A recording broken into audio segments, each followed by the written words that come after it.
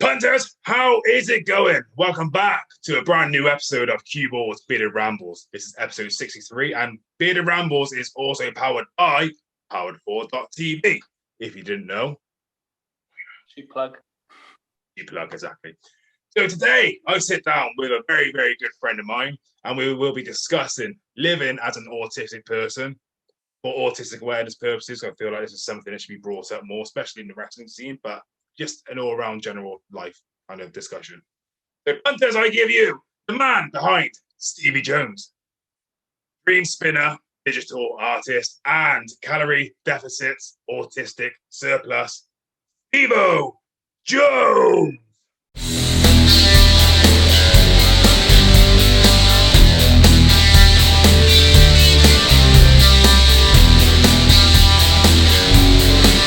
Hey, hi.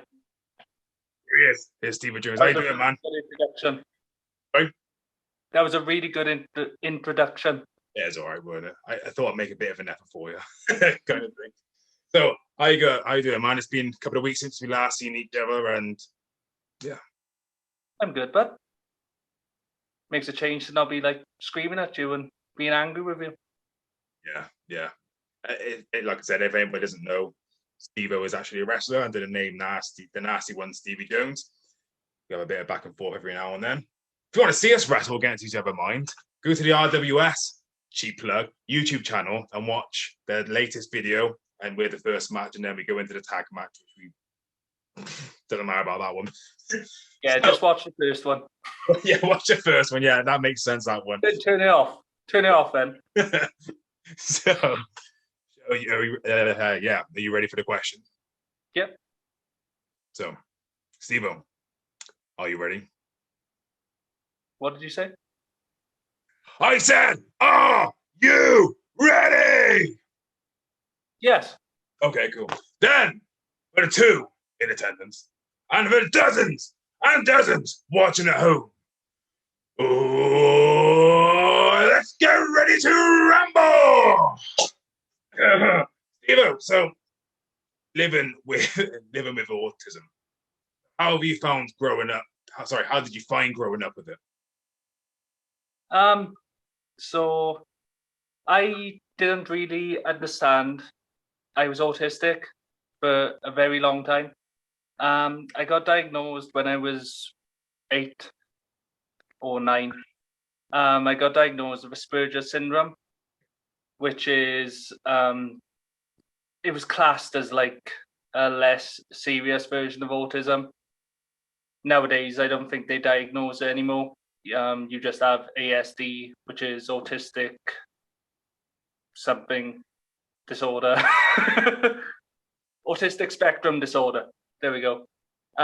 So you have that, and then like you have other terms that are like high functioning, low functioning. It's all bollocks, to be honest. Okay. The diagnosis system is a bit shit. So I was diagnosed when I was a kid. I was given this massive like booklet where my mother was, this massive booklet to read and to try and understand. And it was just like, what? So the reason I got tested is because my speech was weird. Okay. I had like, I'm Welsh, and I had a really like no Welsh accent in me at all because I watched a lot of TV, so it was a lot of like American, bit of English. If I stick around with someone who speaks a different accent for long enough, I tend to pick it up. I think you've noticed when I do it with you, if we're at the show and stuff together all day, I tend to start sounding more and more like you. Yeah, that's a bad thing. But that's one of the reasons. And also I was clumsy. I had no coordination as a child. I fell over literal thin air. And it was just, people knew there was something wrong with me. Okay. It was obvious, there was problems with me in school academically. I was intelligent, but I was slow on what I was doing, and like lessons were taking me longer. It'd take me longer to understand something. And obviously, it's like, why doesn't he have a social group of friends like all the other children have? So I got diagnosed when I was 8 or 9, and pretty much my mum did what she thought was best, I think, and just sort of brushed it aside and was like, look, don't let this define you, and just get on with life and try and be normal. And, you know, it's not like, it sounds awful when you say like, but it wasn't. It was the kindest thing to do. It was to try and help me fit in and be better. Like, obviously, it wasn't as explained back then. There weren't these massive organizations and schemes that were out there to help people. It just, you got given a diagnosis and that was it. So I think as a child, I didn't really realize what was wrong with me, which is difficult in itself, like, you know. So there was a few issues with like school, like I said, getting bullied and not really being able to understand why people could do it, because I didn't understand people. Definitely. I didn't understand myself, never less anyone else. So as a child, it weren't too bad. One of the main things I remember is my dad being a bit of a knob when he found out that I had it. So the doctor said, like, if you've got autism, this was an old idea, was that it was from the father's side. You couldn't get it from the mother's side. Okay. So he was angry at my mum and tried blaming my mum that she gave it to me. And he was like, no, it can't be me. And my father, like, we don't see each other, but he's the most autistic person you could ask for. Right. You know, he's awkward, strange. I don't think the guy owns a wallet. He used to keep his money in his sock. Like, he don't trust banks. To be fair, a lot of people don't trust banks. Off the wall, like, you know. So, so sorry to cut you off. So, would you say, from your experience living with autism, would you say that it's more recognized nowadays? Definitely. Because it seems that like a lot of children are getting diagnosed with autism or on the autism spectrum. There's loads. It's a massive, like, it's crazy how much there is. Yeah, it's not so much. It's, you know, there's loads of people out there. Like, my father-in-law is another case of example. He's somebody who I think, if these diagnosis criteria was around back then, would have been diagnosed. And you'll see that at all ages. There's like old people who would get diagnosed now at like ages of 70, and it's like, I have no idea what any of this means. I've just got on with it. Whereas you've got children as young as like 3 or 4 now getting diagnosed, and the support is there straight away. Like, you know, they're getting disability benefits. Their parents are being taught how to care for them. They're getting carers allowance, and there was none of this. Back when I got given it, it was just like, you have that. If you're not bad enough to go to like a non-mainstream school, you just gotta go to school and get on with it, pretty much. Which was a bit rough. It's a weird one, isn't it? I mean, not like autism's not weird at all. I'm not trying to say that, but it's just weird how, you know, it's taken like nearly like 20 years for it to become more recognized. It's like a case called fibromyalgia, as you know, Terry has that. And over the years, it's just become more and more recognized. It's quite a popular thing that a lot of people have. It's like like a chronic pain disorder type thing. It's crazy how stuff like that just happens to, like, oh, by the way, there is such thing as this now. We are going to start believing people. But well, it's stuff that's been misdiagnosed for years, like, you know. There's loads of stuff from like many years in the past where like autistic people used to go to like insane asylums. If people were autistic, that's where they'd go, and, you know, they'd be treated terribly. And even though that's a while ago, it's still not that long ago when you think about it.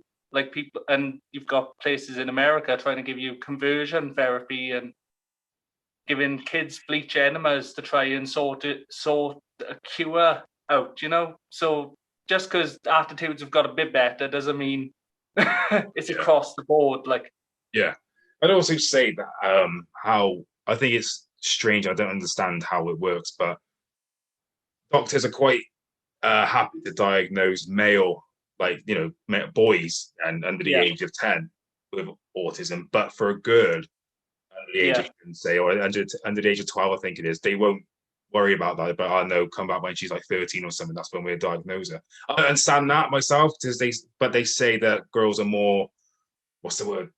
They're more, I don't know what the word is. They just tend to copy people more. They're more social creatures. Yeah.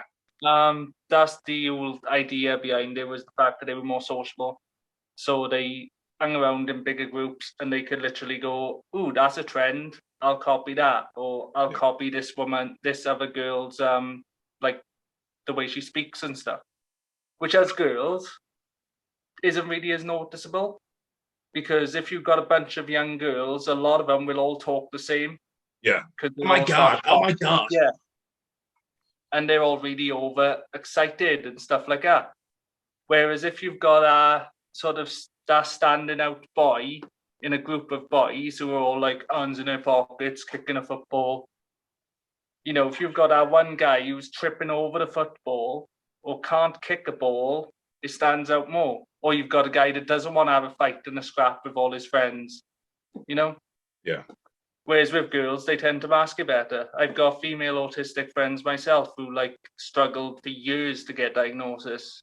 And they're like, you just sort of fell into it. And it's like, yeah, this is what happens, sadly. My son is in the middle of getting diagnosed now. Yeah. And, I know people who've got girls in similar situations with similar problems who aren't getting the same and are being told to wait and wait. But then the problem is when they get teenagers, they get better at hiding it. So yeah. I mean, we're going through a similar situation ourselves with one of our daughters. Yeah. She unfortunately she does have autism, but I just don't believe it. But remember, we went to the school about it one time, and her teacher's words were, "She's a bit quirky." Quirky. Anyway, yeah. But I don't understand it myself. It's crazy how you can diagnose a boy, but you can't diagnose a girl. Yeah. Maybe that's going to evolve. Maybe that will become different here in life. Well, years ago, they didn't believe girls could be autistic, so it's got better. Oh, well, that's something then. Yeah, definitely. So, when I was diagnosed, I was told Asperger's was only in boys. It was like, oh, okay. It's weird. It's strange. I don't understand it at all, but it's just the way it is, I suppose. The next question for you is, obviously, as you grew up and you came to understand living with autism, what was the challenges you faced going through puberty? Because I'd imagine, obviously, for any teenager, puberty is a pain in the ass. But I'd imagine for yourself, it may have been a bit worse. I don't know. Yeah. I think one of the main ones is, so this is a problem I still have to this day. I'm having it at the moment, actually, with the weight loss and stuff. Yeah. I think I put a post up about it the other day.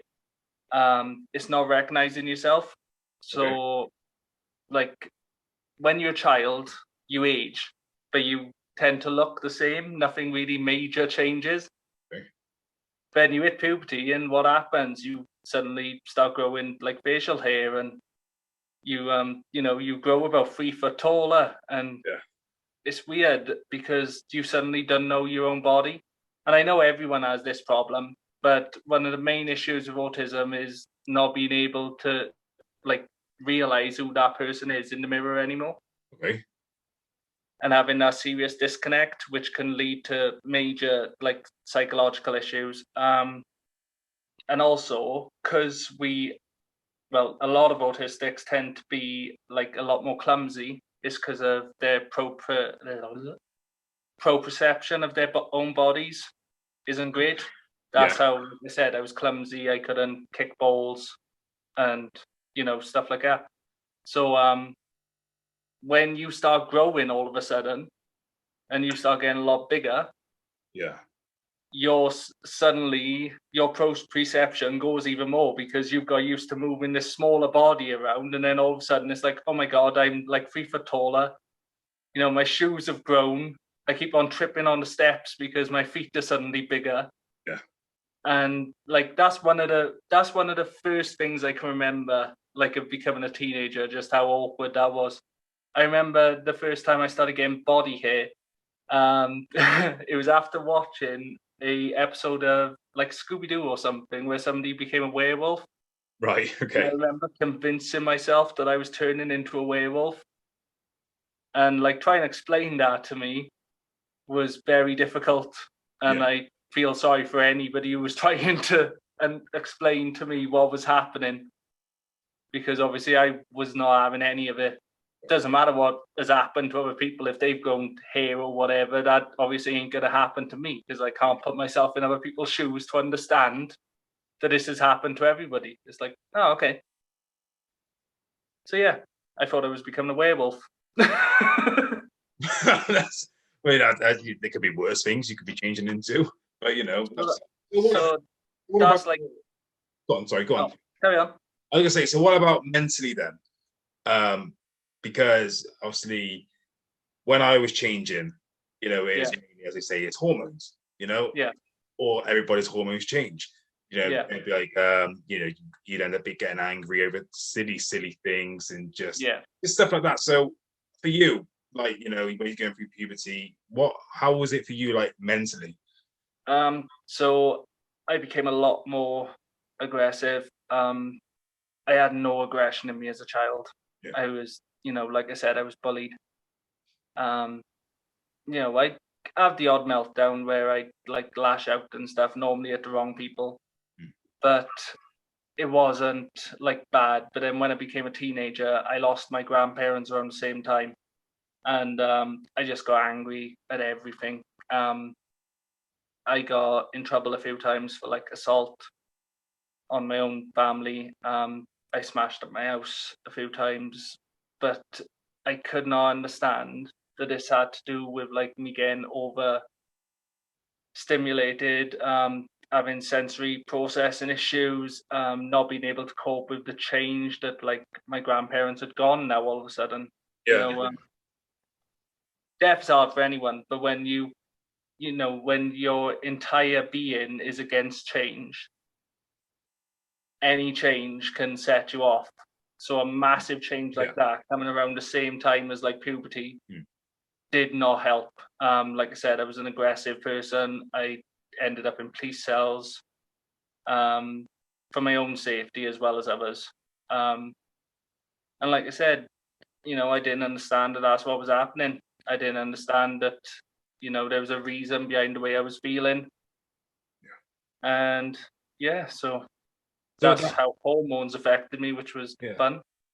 Yeah, sounds it. So at that point, you know, I don't know if you ever would have spoken to your mother about it, but how would she deal with you at that point, you know? She tried her best. She couldn't really deal with me any better than she did, to be honest. She had to remove me from the house. I was a danger to her, others, my little brother at the time, you know. I had to be removed. I got sent to live with my dad for a bit. That went about as well as you can imagine. And I just became a really angry person. So school had always been difficult, like I said. And then, like, when I had this brand new attitude and was getting into fights and stuff, obviously school became unbearable. Yeah. Because what people like more than, like, a person you can bully without them reacting, they like it even more when you do react. Yeah. You know, and yeah, so school became really unbearable. Yeah. I fell in with the wrong crowd. And my school career just went down the drain, to be honest. Yeah, I can imagine. Yeah, I mean, it must have been, you know, it's difficult for anybody who goes through bullying, but you know, when you don't fully understand yourself, you don't know what's going on, you know, and then you're getting bullied for something that you don't have an understanding about. I can imagine that's even worse, you know. Well, classrooms. So like obviously autism, sensory processing disorders. So everything's louder. Yeah. Everything's brighter. You know, you hear things that other people can't hear, like the hum of a overhead projector. Might not bother everyone else, but on top of like everyone screaming and throwing their bags and teachers trying to gain control and pen scribbling and people tapping on the table, you get all this stuff, and then like even just the lights flickering the wrong way, those stupid lights you have in like supermarkets and stuff, the fluorescent ones. That's, if they're flickering, people won't notice, but an autistic person will. And it's all that, like, the problem is I then kick off or storm out of class, and you'd look at me and think, well, what was that about? Nothing really happened. Sorry, drinking. Yeah, that's good. Gotta stay hydrated. Exactly. So where was I? Yeah, so you'd storm out of class and people's reaction would be like, what's the matter with you? And like, how would you explain to someone without sounding like, remember, I have no understanding of autism at this point. I have no way of explaining to someone, I can hear things that you can't, Yeah. If you start saying that to people, they tend to look at you a bit weird, especially when there's no understanding of autism. If you start saying, I can hear things that aren't there, people don't tend to deal with that very well. Or people just think you're lying. And then the school thinks you're just making up excuses. And, I was a prick anyway. I was a horrible bastard in school. Like I said, in teenage years, I was a horrible little... I didn't understand myself. I didn't understand the world. I didn't understand anyone else. I was a ball of anger, frustration. Yeah. And I was just fed up with life in general. Yeah, you're going to be, though. But, but it's kind of very, very difficult, So it's understandable why you was the way that you was. So I only asked about how your mother dealt with it, because if there is any parents watching and their children are autistic or they think they're autistic, then it gives them an insight of maybe what they could be doing, or just the same reason why I'm doing this video for, because you never know who could be watching, Yeah. So like, just try and teach your children, like, if you've got a diagnosis, try and understand them, try and help them understand themselves. Because honestly, a little bit of understanding can go a long way. Like I said, my mum dealt with me the best way she possibly could. There was not the help that there is now. I find it difficult to understand my son, and there's so much information out there now. And it's hard, and it's not easy, and you'll feel like you're getting things wrong, and you'll feel like you're fucking up. But as long as you as a parent are trying to help that person who's struggling, you're doing the best you can, and that's all you can do. Yeah. Just like I said, there's a lot of information out there now that weren't, so go and find it, and just be there for the child when they need you. Yeah, definitely. So let's talk about parenthood in your experience then. So I know you've got 2 children. So how have you found parenthood? Parenthood is difficult. I don't know what's more difficult. I don't know if it's more difficult trying to parent my neurotypical children. Neurotypical is anyone without any autism spectrum disorders or any other sort of additional needs. Okay. So trying to understand your own kids who aren't like you is difficult. But then also trying to understand your children that are like you is difficult.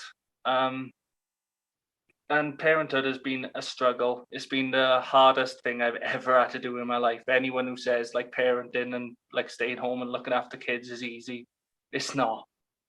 And I take my hat off to anyone who does it, anyone who doesn't walk away, anyone who like puts the graft in. Fair play to you. Everyone is smashing it. So yeah, but like I said, being a parent was a shock to the system.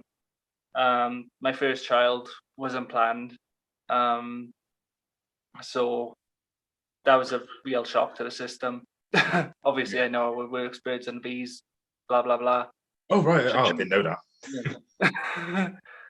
But you know, it changed me as well. It made me a better person. Before Parenthood, I was on a proper downward spiral. I was drinking heavily. We're going to go off a bit now because Yeah. To get to the Parenthood part, we need to talk about this part. Right, yeah. So I still didn't understand what I had or why I was like the way I was. But like during my mid-teens, I found something that helped. So alcohol, nicotine, caffeine, paracetamol, and other sort of downers like painkillers and stuff helped because it brought all your senses down. Okay. Numbed everything a little bit. So suddenly my world was a little less loud. So I spent an awful lot of time drinking, smoking, and taking pills. Well, painkillers. Nothing like I've never done anything more than a bit of weed. Yeah. So painkillers, etc., was my way of numbing everything a bit to stop everything being so sensory. I spent a lot of time getting drunk and just dumbing everything down.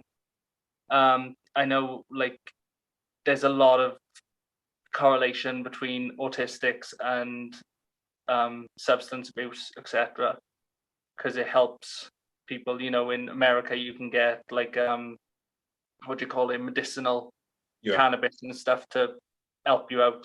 Yeah, because it stops everything being so loud. It stops the world being a little bit too manic. But also, obviously, you come with the downside of being drunk an awful lot of the time, which, again, when you don't understand yourself and you're an angry teenager, isn't a great combination either. So I was a mess from like age 13 to 19. I was just a mess. I was bouncing around places. I was sleeping on friends' couches. My mum couldn't deal with me because I was undealable with. I wasn't a good friend. I wasn't a good family member. I was a pain in the fucking arse.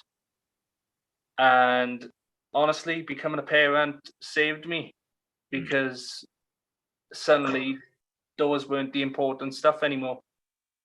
I was lucky enough to meet my current wife shortly after the birth of my daughter as well, which helped as well because that's when I finally understood who I was. Oh, nice. Because I'd meet people and I wouldn't tell them I was autistic because I didn't know I was autistic. On the odd occasion I may say I've got Asperger's if I've had to write it down for like paperwork or whatever. Try spelling Asperger's, that's fun. So if you can't spell it, try explaining what it is. Yeah. I met my wife and we were talking one night and I just dropped into conversation that I had Asperger's and she's like, what? I was like, yeah, Asperger's syndrome, not big deal. Like, diet autism, no big issue. And she's like, well, yeah, look back at like a lot. That explains an awful lot. Like, it's like, oh, okay. So I can remember looking on Wikipedia, which isn't a great, learning tool. But there's links on Wikipedia. If you click on them, it takes you to the right place. Yeah. But I never saw this. So I saw this booklet that my mum had, but I'd never sort of read it or taken anything away from it. But that was the first time I ever sat down and looked at like what autism was and like what symptoms it caused and like what was some of the comorbid like issues that would happen with them. And I can just remember sitting there and being like, I literally sat there and cried for about 20 minutes because it was just like, this has just explained so much to me. Yeah. And it was literally like being born again and realizing that like this is who you are and this is why you are like you are. that's why, like I said earlier, if you got a child with autism and like if you're autistic yourself, literally go and find out about it. Tell your children about it. Tell them why they feel how they do, because otherwise it's going to be a massive shock to the system when they do find out. I found out at age 20, and that's the first time I became aware of what was the matter with me properly. Like I said, my mum had explained a little bit to me, but not enough. Like she said, this is why you're clumsy. This is why, it's a bit awkward for you to make friends. Yeah. This is why you're angry sometimes. But like, it's not enough. You really need to understand everything, because suddenly it just makes your whole life. It doesn't make it easy. It doesn't make it easy at all, but it makes it more bearable. Yeah. It's the same with any like condition, any anything. Why would you not? You need to know about it to be able to deal with it. Yeah, definitely. You wouldn't get diagnosed with diabetes and not be told, don't eat sugar, don't eat too many carbs, because if you do, you're going to go into a hypo. You're going to, and that's the information diabetics were given, but autistics weren't given that information, and you weren't given like courses to go on to learn about yourself or anything. Whereas now you can, which is a bit better. But honestly, like I can just remember sitting there and crying for about 20 minutes, because that's when I realized, like, oh, okay, this is what's the matter. Like I said, it didn't make it any easier. I still have days now where, life is a bit unbearable. Yeah, but sure. everyone has days like that anyway. But yeah, it made it a bit easier. But with parenting then, like I said, understanding myself helped a bit then. So I was a bit better at understanding myself. The problem is then you don't understand anyone else. Yeah. And suddenly you've got these little things that are so dependent on you all the time. And like babies cry. Babies cry an awful lot, really high pitched sounds. Yeah, I can imagine And that's difficult. With sensory processing disorders, smells, there's nothing smellier than what babies shit out and spew out, and suddenly you're covered in piss and shit, and you're just in a world you don't want to be in. Sometimes where you're like, I'm covered in every fucking bodily fluid there could be. What is happening? And it was a struggle, and it's difficult, and it's still difficult to this day. And anyone that's parenting somebody with additional needs, or is a parent with additional needs themselves, fair play to you. It's difficult. That goes out to anyone who's got fibro, anything. It's so difficult. Parenting is difficult at the best of times. When you're perfectly healthy, there's nothing wrong with you. Parenting is difficult when you've got additional needs that you need to meet for yourself as well as your children. It makes it 10 times more difficult. And I don't want to sit here and be a sob story and say that, I've got it harder than anywhere else.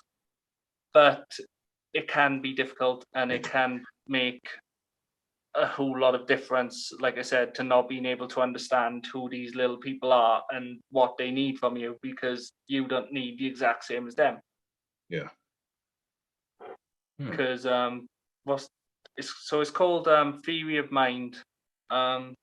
It's another thing I learned about when I found out about autism. So the theory of mind is the ability to be able to think what somebody else is thinking or how they're feeling. Okay. So if I said something to you and you got offended, I am not always able to realize that I've offended you or why you feel offended. Yeah. I remember you've said this to me a few times. Yeah. I remember like when we first met, you would always say it. Yeah. So which can be similar with children. If they're upset about something that you wouldn't get upset about yourself, it can be quite difficult to give that support they need. I come across as quite cold sometimes, because it's like, well, it's okay. And they're like, it's not okay.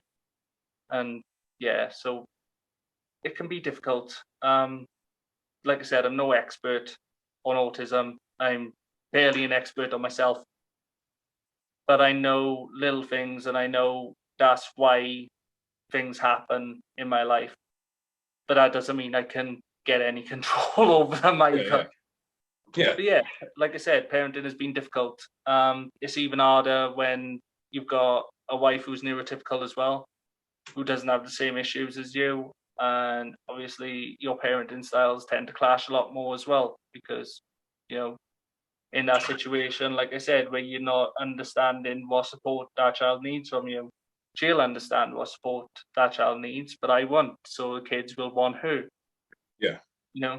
And then that's like, well, I feel useless in this situation. Yeah. And that leads to you feeling a bit shit. Yeah. Like you said, you said yourself you're not an expert, no, but I brought you on here to speak about your experiences, like I said earlier. And you just explaining, because I'm genuinely interested as well. How you've been able to live life as an autistic person. But, it might, like I said, it might help somebody else.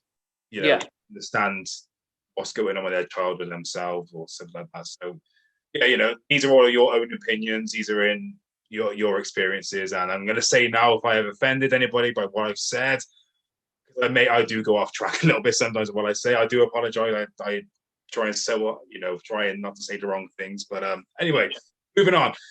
So obviously you wrestle. You're a wrestler as well, as a lot of people will know. So how obviously you were a wrestling fan when you was a child. Yeah. Oh, by the way, another cheap plug. If you're interested in Stevie Jones's life story as a wrestler, and go back to last year video. I can't remember what episode it is, but I will put the link in the description. It was myself, Stevie Jones, and JJ Roberts. That was fun. Back when it's not as professional as this. If you can call it professional, I mean, Christ. Yeah, so if you're interested in Stevie Jones, go back to that one and give it a watch. It was fun. So wrestling. Okay, so I've told my story about being a wrestler before, obviously, like I said. How autism affected wrestling? Well, straight away, like I said, my coordination is shite. Just simple things like remembering to work the left, remembering, how many steps you're meant to take, like as you run the ropes or whatever. Not being able to understand where you, like I said earlier, poor perception of where your body is in regards to yourself, your environment, and other people around you. So when I first came in, I know I was just in the way an awful lot. My trainers, like Andrew and Luke, were brilliant for me. For what I was extremely difficult to work with. I was going to say, put on the record that I don't think he was. I genuinely don't think he was, but then I sort of had an understanding of autism because there is nephew has it, so I've been able to experience what. No, I was very awkward, going away a lot. I was in the wrong place to where I needed to be, and another thing is I wanted to be the best straight away. I wanted to get in there straight away, because this was a childhood dream, which meant that the fact I got to live that dream was insane. So it becomes an obsession. Yeah. Which another trait of autism is special interests or obsessions. So the problem with it becoming an obsession is it sort of takes over your life, which can be a bit difficult towards a relationship as well and stuff. But yeah, it was difficult getting in. I remember feeling awkward a lot. I remember feeling like I wasn't good enough. Mostly because I remember trying to play sports and stuff when I was a kid. I remember trying to kick a ball and falling on my ass. I remember trying to do basketball and losing the ball all the time. And when you're playing and you're playing with a ball or you're playing with goals and stuff like that, that's brilliant. But the problem is when you're wrestling, it's not a ball or something that you're playing with. So if you kick a ball wrong, that's fine. You know, if you accidentally stand on a ball and trip over it, that's fine. But if you accidentally hit a person wrong, or you stand on a person, you know, that becomes a bit more difficult. I remember it was one of my really early shows before I started training and stuff. Backyarder. So there was a match, and there was me and Mike and somebody else in the match. And I remember tripping. I was meant to drop an elbow on him. Worked elbow, obviously not meant to hurt him, but I tripped. And I fell on him, and I hurt his back with an elbow to the bottom of his back. And all I can remember hearing is, "Fuck's sake, Steve!" Like, shit. And he still has a problem with his back. Now I feel really fucking bad every time. I'm going to say, so at that point, what are you thinking in your head? You know, like, apart from like, fuck, you know. It's just being that awkward. It takes you straight back to being that awkward child again, you know. I've had mess ups in training and in matches and stuff, and it just takes you straight back to being that messed up child who trips over balls and stuff. You know, and it just takes you back, and it's not pleasant to remember because obviously it wasn't a fun time in life. Yeah. Mm-hmm. But when stuff like that happens, it can really knock you. And when it's so much of an obsession that you want to be the absolute best, you want to give all your time to it, you want to devote all your time to it, you want to be the best you possibly can be. And then when you aren't the best and you do mess up, it can be really difficult to bounce back from. Like, I bounce around obsessions quite a lot. I've had loads of special interests. You know, you can only look at the amount of pages that you just finged off at the beginning of this episode. You know, and wrestling became an obsession. And, you know, I think at the moment I'm relatively decent at it. But coming into it was difficult. I really had to realize that I was never going to be the most talented person. I was never going to be the person pulling off like 20 minutes of chain wrestling, because that's just too much for me to remember. It's too much for my brain to work with. You know, I will forget that I was meant to be working the left. I'll go to the right, and then, you know, oh my God, I'm not working the leg anymore. I'm on his head now. Why am I here? You know, and it took a lot for me to realize that I'm not going to be that level. Yeah. And that I should just be happy being at the level I can be and doing what I can be. And that's where I am at now with it. It's accepting that I can do this even though I'm autistic, but there are barriers, you know, and I must get past those or learn to just be like, this is my level, this is my limit, this is where I'm going to get to, and I'm okay with that. And that's pretty much where I am now. Well, that's good. So, obviously, for any listeners or watchers, whatever, that don't know wrestling, in wrestling area, things called heels and faces. Heels being the bad guys, faces being good guys. So, obviously, we've had a match together where, obviously, you're Stevie Jones, where you've been the face and I've been the heel. And then recently, it was the other way around. I was the face, who's the heel. So when you get told, Stevie, you're being the face, right, and your opponent is being the heel, obviously you go for the heel, right?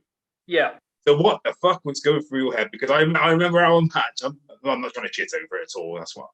But it just didn't feel right. Yeah. That's what I would say. So I'm not the most personable person. I'm not the most social person. I'm not a person who's going to be clapping everyone's hands coming down to the ring and, you know, being my own cheerleader and, you know, getting the crowd hamped up, because that ain't me. I'm not. Yeah. You know, I am part of your like autism person. I'm autistic, you know, in the best like sort of term of it. I'm a bit of a recluse. I don't really care too much about being that sociable. I don't really want to be happy, clappy, smiley, friendly, all the time. So being a heel was just an easier sort of fix for me, because it allowed me to just be a bit more aloof and not really care about what people are thinking. Because the problem is, when you're a face, you really have to care what those people are thinking. If you're going out there and you're being a baby face and you get a bad reaction, it can really throw you off, and then the whole match is gone. And I never felt as if I was good enough as a face, because I'm not, I'm not like your most flamboyant person. I'm not going to jump in there and be like, yay, I love you all, which, sucked a bit. And I was a baby face for a long time, and it just never clicked with me. Yeah. And being a heel was just a whole lot easier, because it just allowed me to be a bit more me, allowed me to just look at people and just look through them. I don't have to look at their faces. I don't have to be, this hero that people want, because eye contact's hard. And the main thing for faces to do is to make eye contact with the crowd. Yeah. Yeah, definitely. You gotta be social. Yeah, and it hurts. It hurts if like you don't get a reaction, and I just wasn't good at getting that reaction. But it turns out I'm a better bad guy. Yeah. And people can hate me really well. So natural born heel. So, yeah, it was just a idea. So obviously we had our match a couple of weeks back at RWS. And so how would you, this was your first match back? Yeah. As Stevie Jones, this was your first match back in front of a live audience as well. And I remember you saying to me afterwards that you was nervous. Obviously, I wouldn't guess, in all fairness. I give you that one. Yeah. So, what was in your head at the time? Like, obviously, if you've learned that there was people there, shit. Yeah. And then also being put in that position in front of a live audience as well. You remembering stuff that we got to do. Well, first one's out as well. Yeah. It works in our favor. Yeah. So I did a show back last year with no crowd, and I honestly found this so much easier to just be focused on myself and that person in the ring. I could still mug off the camera guy. I could still have a go at my opponent. I could have a go at the ref. I could shout at the commentators. But it took away that crowd aspect, which I do find difficult. Yeah. It's difficult putting myself out there in front of that many people. Like I said, I'm not a massively confident person. I'm not overly sociable. So suddenly being out there in front of loads of people is a massive shock to the system. And I think that's one of the most difficult things I've definitely had to get over with to be a wrestler. Like in training, I find it extremely easy, because obviously there's no one there. You don't have to and I'll act eelish when in training. Yeah. And, I'll be like, ooh, that's cool. I should probably do that when there's a crowd. But then a crowd comes and it's like, ooh, the nerves are here now. And it's like, Yeah. But yeah, it's very difficult. Like, you see these shows, you always see the person going up on stage, and it's like they're normally a little child and the crowd is there and they got to sing a song or something. And it's like, no. But yeah, that's definitely me. When there's crowds and when there's a live crowd, I really got to push myself out of my comfort zone to deal with that. And I do, because, I love doing it. And I love, I know I said I'm not sociable, and, I don't really care what crowd thinks as a heel. But, of course I like going out there and giving them a good show and, being the best I can be, but it's not always easy. And I've had loads of people say to me before, how do you go and do that when you're autistic? And it's just another mask. Yeah. So, autism, there's such thing as masking, which is what it's called when you hide your autistic traits. You normally end up copying other people and taking on other people's traits, so that your negative traits don't show through as much. Yeah. So that's exactly what happens with wrestling. You put on this performance, you come across as this really confident person who, doesn't care what everyone thinks and stuff. Whereas deep down, you actually do. You're still that scared little autistic child who tripped over a ball in the in the yard, and everyone laughed at. Yeah. And that was difficult to get over. And, I glad you brought up the crowd, because that is probably the hardest thing that I've had to deal with when it comes to wrestling. I remember the first match I was in, and I was so confident. I thought I was going to do brilliant. I got to dress as one of my heroes, Mick Foley. And the moment I got out there in front of a crowd, I was fine for the entrance. I was absolutely fine. Then as soon as I got in the ring, it was just like, shit. Started taking notice then, like, oh, fuck. Everything I learned in training, out the fucking window. And you always seem to do it. If you fuck up, you will always hear that one person in the fucking crowd go, he fucked up. Or laugh, or fucking... you mean like the phantom punch that happens? Yeah. And they catch you, and it's like, oh, for fuck's sake. Yeah. And, I know I'm destroying fucking kayfabe here, and sorry. But like I said, I'm not in here to be like the best. I'm not in wrestling to be the best. I'm happy being a weekend warrior, doing the odd show, and just it's living out one of my childhood dreams.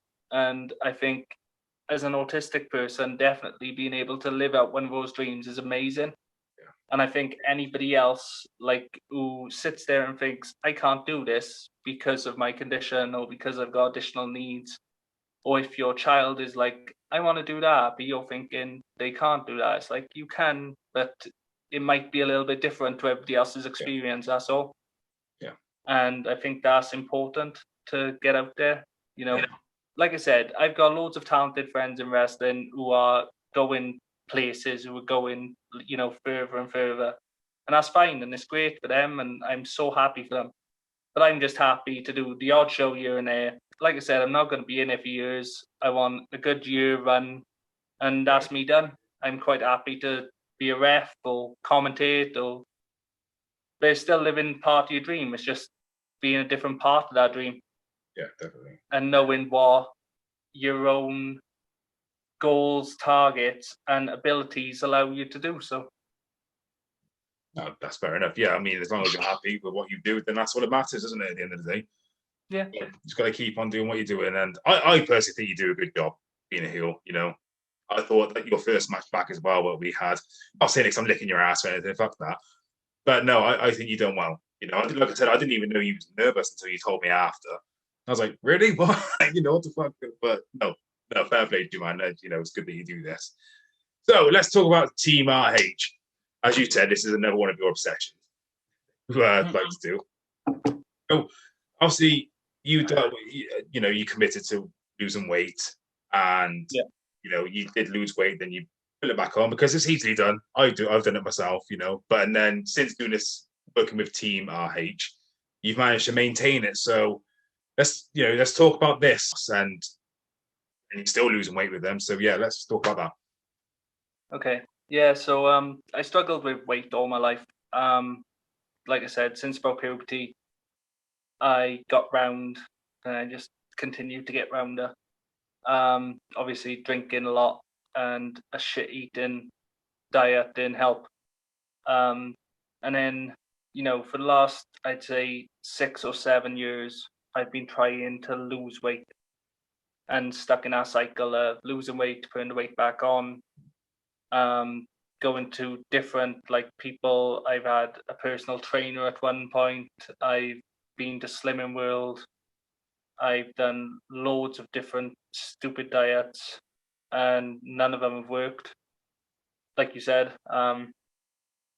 it's difficult to maintain that weight loss. So last year, obviously when it first went into lockdown, I started doing the 1,000,000 step challenge. Yes, you did, yeah. And did 20,000 steps per day, every day, for 3 months. And the thing was, I lost weight then. I lost 3 stone. I was the same weight then as I am now. Yeah. So I went down by 3 stone, but that was completely to do with the walking, because my diet was shit. Yeah. I was eating a good like 3,000, 4,000 calories a day, but it wasn't the right foods. It was just whatever I needed to get me through those steps. Yeah. And I think shit, you know, I know I put on a load of positive shit about, you know, being good and walking, but my feet were fucking killing me. My muscles were fucking killing me. And I was getting skinny, but I was looking weird. So Right. I lost an awful lot of weight off my face. Like Mm. my cheeks were going really in. I went a really funny color. I started looking a bit yellow. Right. And it's all to do with the fact that my nutrition was shite. So I was going out and I was doing these massive steps and I was running my body fucking ragged. And the only reason I was losing weight was because I was in this calorific deficit, caloric deficit, not calorific, sorry. So the only reason I was in that deficit is because I was doing so many steps compared to the amount of food I was eating. And obviously I lost 3 stone in like 3 months. So I lost like a stone a month. And I thought it was brilliant that I was losing weight and it was amazing. And, you know, I was looking good and people were like, fucking hell, mate, you're smashing it. This is brilliant. And then the challenge ended. The challenge ended. I got to rest and it was like, my feet are fucked. My muscles are fucked. I stopped going to the gym. I stopped fucking walking. I went from doing like 20,000 steps per day to like maybe 3,000. And obviously my eating habits didn't change. So I was still eating that like 3,000 calories, but I'm only burning maybe 1,000. So that deficit was really low.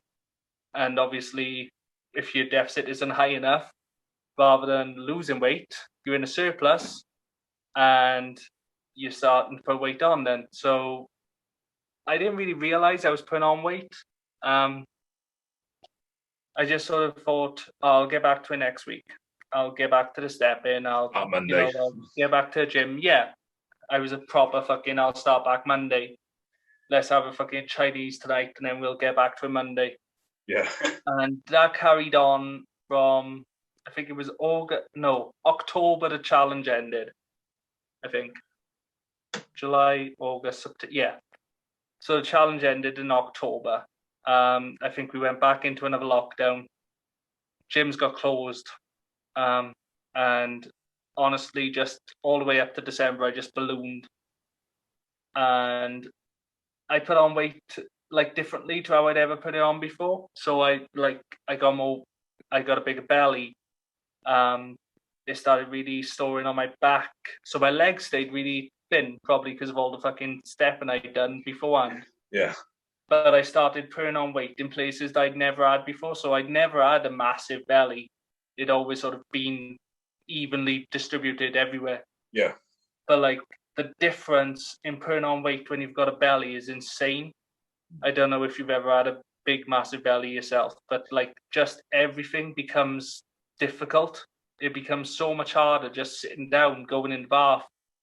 Because suddenly you've got this massive weight on the front of you that you didn't have before. And up until December, I was just growing and growing and growing. And I saw pictures of myself over Christmas and I was just like, I'm really not happy with how I look. So Liz, my wife, had found Team RH and she was like, ooh, look at this. And she was going to sign up in January when we got paid. So I was like, oh, okay, you go do that then and I'll go back to whatever I was doing, which was just calorie counting while stepping. But then she was like, well, this is what Team RH is. And I was like, oh, okay. So that worked for me before, but like what's going to be different this time? Because I've lost the weight before and I've ended up in a worse state. You know, what January, I think I was 20 and a half, almost 21 stone. And that was the heaviest I'd ever been. And it was like, fuck, I couldn't get up the stairs without feeling out of breath. I was trying to carry bags and stuff up the stairs and it was just like, this is fucked. Yeah. You know, and the bad diet and stuff does nothing to help you when you've got autism either. So like my insomnia was really bad because I was drinking a lot of caffeine, eating loads of sugary shit, you know, and I was having sensory issues because my clothes didn't suddenly like fit me. They were all too tight, and like everything felt horrible, and I was so warm because I was overweight, and everything hurt all the fucking time. You know, I'd be like, oh, I'm gonna go out stepping tonight, and you know, I'll get back into it. I do 10,000 steps, and I'd be like, fuck, my legs are fucked now. I need to go lie down. But then that lie down is like, ooh, let's have a tub of ice cream with it as well. Yeah. You know, and then all of a sudden it's like, well, now I'm fucked from the ice cream, so I can't get up to do that tomorrow. So yeah, my wife signed up to Team RH, and within about 2 seconds, I was like, ooh. So I looked at the plan, I watched some of the videos, and I was like, ooh, I want into. So we both signed up, and we both went on it, and straight away I was just like, this works.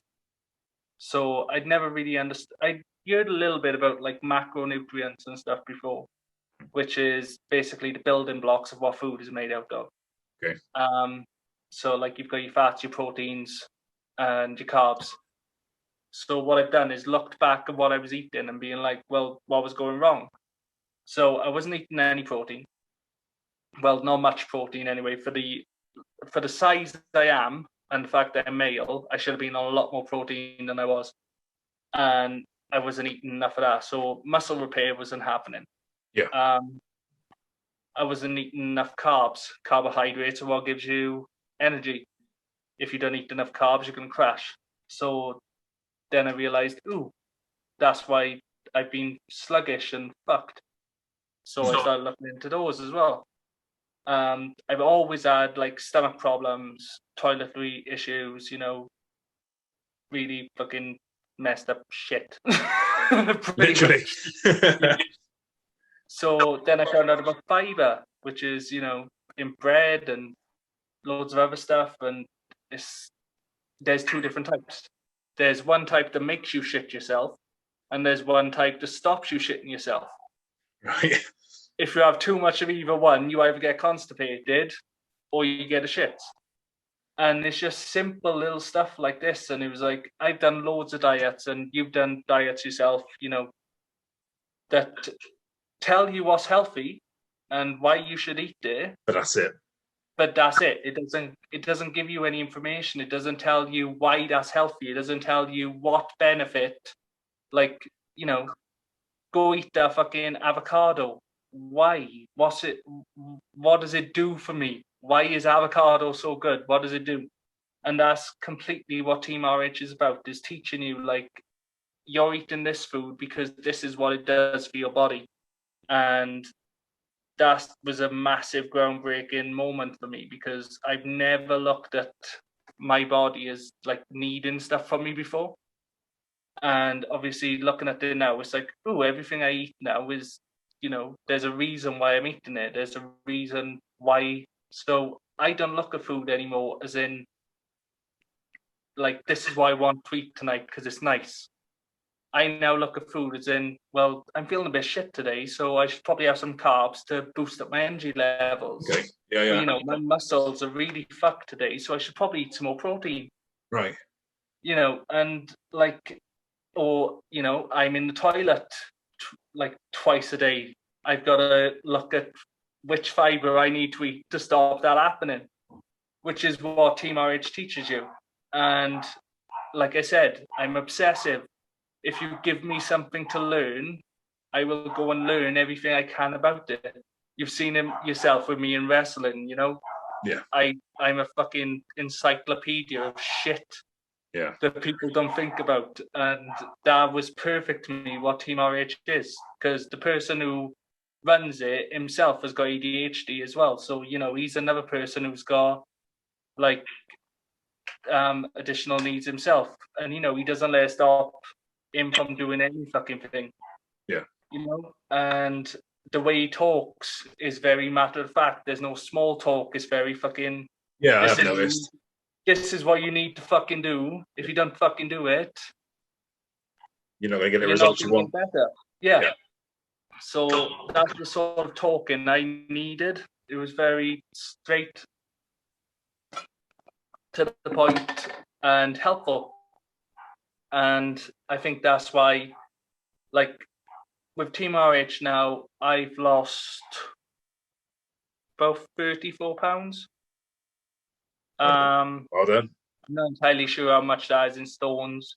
I just know that at the beginning, I was, like I said, about 20 and a half. Now I'm down to almost 17, I think. Nice. Which, I've been doing it since the end of January. And it's been, it's not, I haven't had weeks where I've like lost £6, or I haven't had weeks where it's like fucking, oh, you maintained this week. It's like, no, it's like, this is the other thing. So Team RH teaches you. So you're a Slimming World member, yeah? Yeah. How many times a week do you weigh? Once. Every Monday. Okay. Every what? Every Monday morning. Yeah, so there's nothing wrong with that. Except there is. We're going to be cutting a promo now, so we need that drink. Yeah, so yeah. Your weight changes completely throughout the week. Yes. So like one day you could be 246. Another day you could be 245 because you haven't drunk as much water or whatever the day before. You could be 248 another day because you've worked your muscles really fucking hard and your muscles are like, oh my fucking God, I'm so fucking inflamed. And that's the problem with weighing once a week, because you could go on a day where you're at your heaviest and it looks like you haven't lost anything that week. Yeah. And to a lot of people, that fucks them. That's the end of it.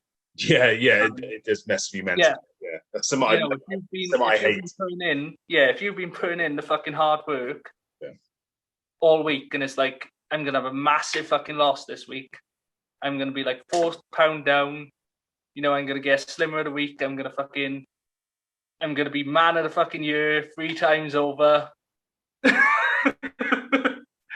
Yes. No, but that's what these other diets, like, no offense to Slim World, like I said, I've been with them, I've lost weight on them. It just doesn't work for me. So you were frozen.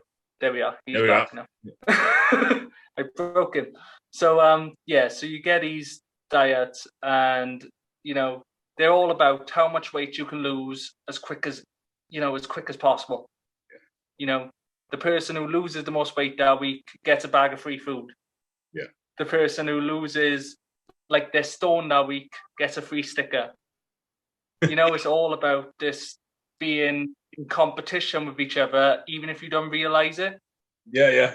And it doesn't breed a very good atmosphere, because if you do have that week then where you've like won that sticker every week for 8 weeks over, and then suddenly you get there and it's like, where's my sticker?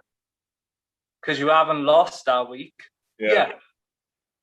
Fuck you, Karen. And that's what happened. Yeah, that's what happened to me with Slimming World. I was losing weight like fuck. But obviously, with Slimming World, the problem is nothing really changes. Throughout the entire time of your diet, nothing really changes. Unless you start getting more active, you're always going to be pretty much eating the same amount of foods. Yeah. I know like the sins can get lowered and stuff, but nothing really changes. Yeah. So if you're not like making that caloric deficit grow, eventually you're going to go, well, I'm not losing weight anymore. And then you're going to go, fuck it, I'm going back to eating shite and I don't give a fuck now. And I'm not paying you anymore, Karen. I'm not paying you, so I can come there and you can just look at the scale and be like, fuck you. Yeah. And that's never works for some people, and it never worked for me. Every day, every morning, so this is my routine every morning. Every morning I wake up, I go for a piss. If I need the other one, I do that too. I then come out, I jump on the scales, I look at the number on the scales, I write down the number on the scales, and that's it. That's all I do. But then you do that every single day for the entire week. And then at the end of the week, you get an average of how much you've lost. Right. So, like, I know, if you had 242 all week and you was 244 last week, you've lost £2. It's very rare that it's that like cut and dry. You'll normally end up with like the odd 243, or you'll normally bounce around a bit throughout the week. Yeah. But it gives you a real good idea of how much you're actually losing, rather than, so like your Monday to Monday, like I said, you may look as if you've lost £6 when in reality you haven't really. There's reasons for why you've done that. Right. Because like if you've had a takeaway the night before full of salt, you're Yeah. going to be heavier last week. Yeah. But then if you have a really clean day, the next week, you know, you're going to look as if you've lost £6 when in reality you haven't. And it takes a lot to get our mindset out of you that you're not going to lose £6 like overnight. Yeah. But once you realize that, it was honestly one of the most like freeing things I've ever had to deal with. The fact that like it doesn't matter what the scales say every day. Yeah. Because you're not waiting all week for that. You're not waiting this week-long period to see what a scale's going to tell you. Because that's how it becomes, doesn't it? It becomes this like event every week. Yeah. And like now it's not anymore. It's just part of my everyday life. And, you know, some weeks it's like, oh, I've lost £1. Oh, I've lost £2. Then other weeks it's like, well, I've pretty much stayed the same. Why is that? So you look back at your data and you're like, what was my food like that day? So like everything I eat goes into MyFitnessPal.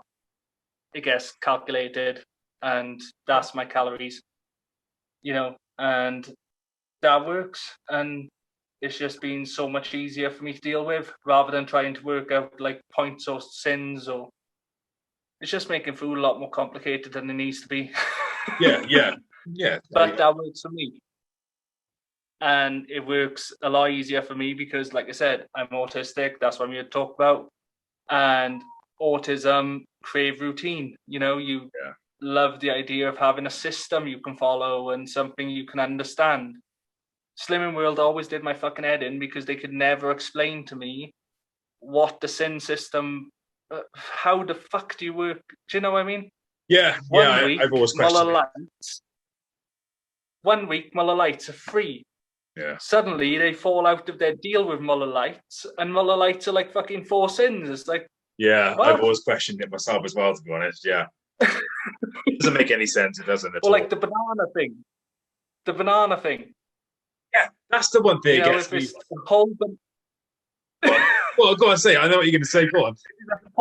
If it's a whole banana, it's fine. It's free, sin free, no issues. Fucking get it down you.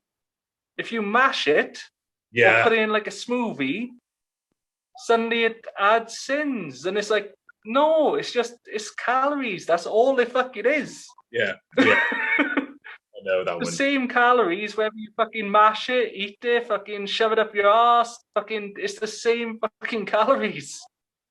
Yeah. But yeah, that's why Team RH works for me. There we go. If you like anyone who's having difficulty losing weight with anyone else should probably join up to them. Yeah, there we go. If you want to do that, Team RH, STEVO Jones, you. There we go. So my last question for you is, Steve. Yeah, we going? Yeah. Okay. So my last question for you is, obviously you created a Facebook page called Calorie Deficit Autistic Surplus. That's a bit of a tongue twister for me. That a bit of a past my vocabulary.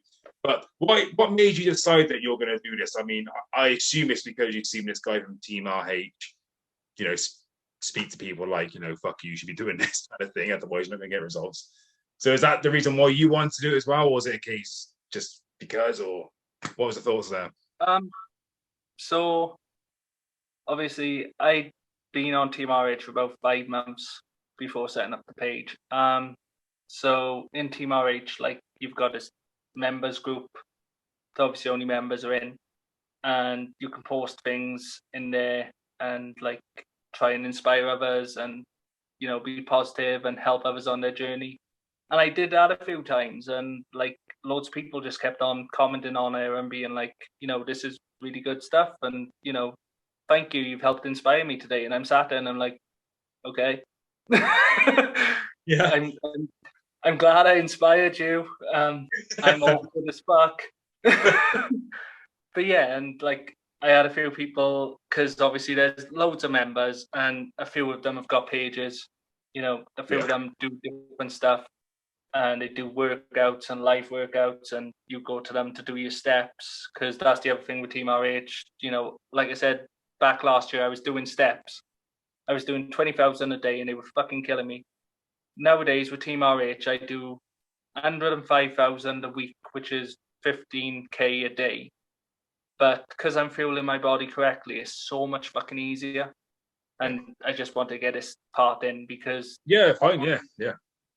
If you're sat there and you're like, I can't fucking exercise, or everything fucking hurts whenever I try to do anything. If you haven't got any underlying health conditions, if you've got chronic fatigue syndrome or chronic pain, obviously it's not going to fucking fix your problems.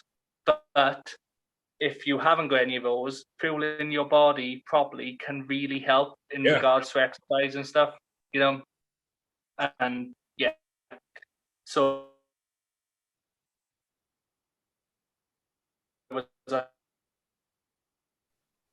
so setting up the page,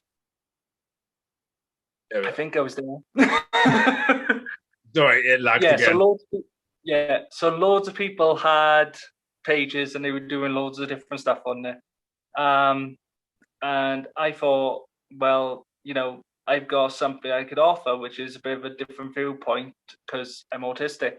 And that's why the name. So the Calorie Deficit is for the part of like, this is why I'm following. On my page, I'm constantly championing Team RH. I'm not, I don't work for them. I'm not fucking qualified to give advice. I'm not, I'm not trying to do my own thing. I'm very much a member of Team RH who is sharing his journey, and other people can follow me if they want to and find out how I'm getting on. And if my journey helps them in any way, that's fucking brilliant. So yeah, the page was set up for that. And, I've run pages before, I did Dream Spinner, which I really enjoyed, and I do hope to get back to, but at the moment life is a bit complex and I haven't got the time to do it. Dream Spinner was digital art, by the way. So yeah, I set up the page, and honestly I was expecting maybe like 1 or 2 likes off my friends, being kind and well done. Yeah, I'll give you a like. And then they never comment on anything you post. So yeah, that was my mindset going into it. I thought, yeah, this is what's going to happen. I'm going to set up a page. I'm going to give it a go, see what happens. And it was just insane. I had help off other members, and they were like, do it. You've got a real good way with words. And because I've got a creative writing and English degree, so, may as well fucking use it for something. Yeah. Don't let all that debt go to waste for nothing. So yeah, I got some help and advice off some other people, and they just really helped me to help realize that like there was value in like my journey, and it's really helped me to stay motivated myself. Yeah. Because if I'm not motivated myself, I can't motivate others. So it's really helpful to have that community around you that can help you and help keep you motivated. And that's pretty much what the page was set up for. But then, obviously, I started chucking in some things about autism, and like people were just like, you're helping me to understand my children, and and that was insane. The fact that like, as you heard from my story, the kid that never understood himself is now helping people to understand their children, and it's mental. And like the level of support I've had on the page, I think I'm up to something like 600 likes followers now, and it's just, it's not massive, and it's not like a life-changing amount, and it's not like going to be a job or whatever, but it's something I've got, and it's nice, and I'm on there, and people find me supportive somehow. And that works, and I get support back. I did a carb refeed the other day, which is, so pretty much I fucked up all my stores of glycogen, which is what carbs turn into in your muscles. It's what helps you do stuff and be active, which is probably what's happened every other time I fucking dieted. So I got to that point where fucking glycogen is fucked off, and then it's like, oh God, you're dead. Time to fucking eat some shit again. But with a carb refeed, what you do is it's a bit complex, but you pretty much fuck off protein and fats. You turn those down for the day. You eat over your calories that you'd normally eat, but you eat shed loads of carbs. So you eat like loads of bread and cereal and fucking... Just boost it back up, is it? Honestly, I was so fucking stuffed. I couldn't fucking move. I was like Jabba the fucking Hutt. But yeah, I did that throughout like the entire day, and I pretty much talked about every fucking meal I did and turned it into a narrative, and people were just like, this is brilliant, and it is. It helped us, and like I'm just it's just so overwhelming, because like I said, Team RH has pretty much saved my life now. Me and my wife have both lost like fucking, I think 60 pounds between us, Well done. It's insane. She's doing really fucking well. She's really supportive to me. We're really supportive to each other. You got fucking this massive community that's being supportive as well. And it's just, life's good, I know, like I've said, I've had loads of obsessions and stuff, but this is the first obsession that's really been like good for me health-wise, like, because like I said, I've always been overweight. I've never been the right weight that I was meant to be. And for the first time ever, I feel like I'm going to reach that goal. And it's mind-blowing. It's insane. It's going to take me a while. I'm nowhere near where I want to be, but I'm fucking, I'm eating good food every day. I'm not going over my calories. I'm not fucking eating takeaways. I'm not drinking. I'm not fucking eating shit. I haven't picked up a fag in like a year, about a year, half a year, and I've always been one of these people that keeps going back to it, and, when I don't drink as much caffeine anymore, my insomnia is fucked off pretty much. It's just so many benefits have helped me, and that's what my page is for. That's what Calorie Deficit and Autistic Surplus is for people to be able to follow my journey, but it's also to say, like, this has fucking helped me, and I'm never going to go backwards, because I've got this page now, and this page, I have to keep moving forward. Yeah. Because if I go backwards, that page is literally for fuck all, and it becomes like this memory of what was. Yeah. Whereas it's like, I don't want it to be a memory of what was. It's an ongoing fucking thing. I'm happy with how I look. I've got fucking topless photos on the internet for everyone to fucking see. That would never have happened before. I'm stepping, at least 15,000 steps every day, and it's not fucking hurting me. I'm working out 6 times a week. When I'm able to do that, it's not, I'm not like going to a gym, fucking myself up after one session, then being like, yeah, I've got a membership, I'll turn back up in like 3 months for one session. Yeah.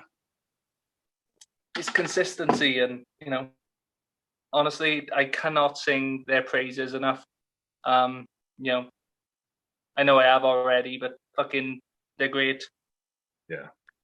Yeah, no, it sounds like it's and you can see, there we go. My age. It doesn't affect me at all, like everybody has their own way of losing weight and doing stuff. Your way is obviously working, my way is working, but I know there are some. No, but you're very clever about what you're doing as well, aren't you? You understand that you're not going to fucking lose weight eating 5 Big Macs in a day, or yeah, exactly. Yeah, doesn't matter if they're free or if they're sinned or whatever. If you eat like fucking 20 whatevers, you're gonna put on weight. Like if you eat fucking 2 big bowls of pasta a day, you're gonna put on weight. Yeah, definitely. Yeah, exactly. You know, You speak you about know what you're doing. yeah, to a point, and well, I think I do. But yeah, you have put over Team RH. I must admit, it's actually interested me a lot more. I've been meaning to speak to you about it actually, but I'm gonna have a look. I think the way you said that you work out as well. The way you worded it to me, it just sounds so much better. Like you said, instead of going to the gym and busting your ass off, go yourself. Yeah, I've got that appeals to me, just like working out and not killing myself. Yeah, I've got really light weights. By gym people standards. Yeah. I'm not sitting here fucking deadlifting 100 and whatever. I'm working with like 15s, 20s, but I'll do like fucking 80 reps of something. And, it's doing the same as if I was doing 10 reps of 80. Yeah. But slow and steady. Yeah. What's the point of killing yourself for nothing? Exactly. That's it. Or breaking your back because your form is shit. Yeah, exactly, yeah. I'm sure there's a couple of people out there who will be having to go at them people. We know a few. Yeah. So, that is it. That concludes today's CueBall's Beat Rambles. Is there anything else you would like to just shout out, plug, whatever, before we go home? Not really. I think you pretty much done it. I think I've pretty much covered all my shit. Yeah. What you guys need to do is you need to go over to STEVO's page, the Calorie Deficit Surplus. Give him a follow. His posts are actually really funny. I must admit, without no offense, but they are. Just the way you word stuff is brilliant. And they entertain me. That's what Thanks, I love seeing your success. As I love seeing people succeed, and I'm really happy for you and Lizzie. It's you're doing some good shit.